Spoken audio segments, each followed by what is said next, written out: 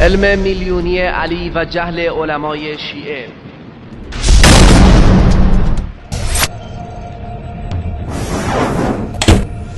حضرت خب اون جریان علمنی 1000 باب ینفتح منه 1000 باب، حضرت در اون آخرین لحظات رسول گرامی به من 1000 باب علم، 1000 نکته کلیدی علم به من آموخت که از هر بابی 1000 باب دیگر منشعب میشه که در واقع میشه 1,000,000 نکته، 1,000,000 مطلب.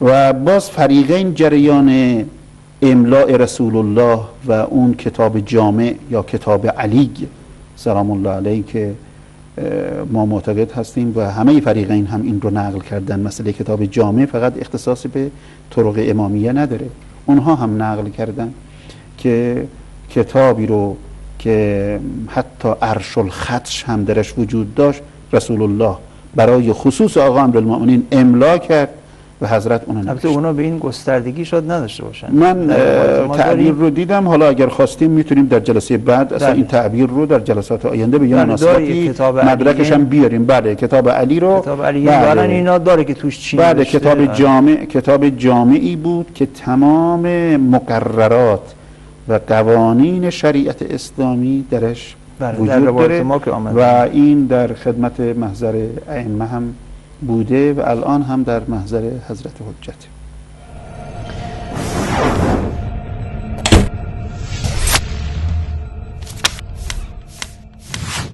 توجه می‌فرمایید که این روحانی میگوید اون کتاب جامع یا کتاب علی که ما معتقد هستیم و همه فریقین اونو نقل کردن. وی زیرکانه از سفسطه و مغلطه کار میگیرد بدون اینکه بگوید چرا آنها یعنی اهل سنت نقل کردند. درست است که اهل سنت این روایت را نقل کردند، اما تنها نقل نکردند بلکه رجال شناسی نمودند که این حدیث از نظر سند ضعیف و منکر است.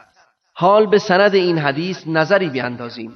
ابن عدی این حدیث را منکر دانسته و میگوید ابن لهیعه شیعی تندرو است و ائمه حدیث او را ضعیف شمردند. سلسله الاحادیث الضعیفه والموضوعه و اثرها السیء فی الامه.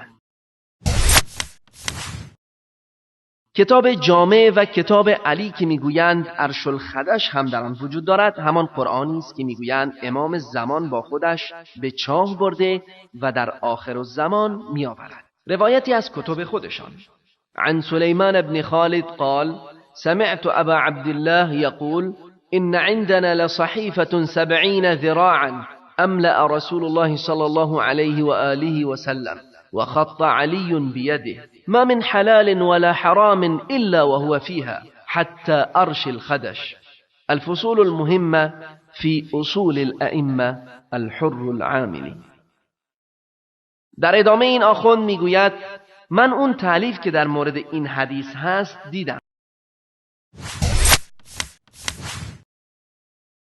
واقعا اگر چنین کتابی وجود دارد چرا نام آن را ذکر نمی کنید؟ اگر واقعا تمام ما یحتاج مردم در آن کتاب وجود دارد چرا امام زمان آن را با خود برده است؟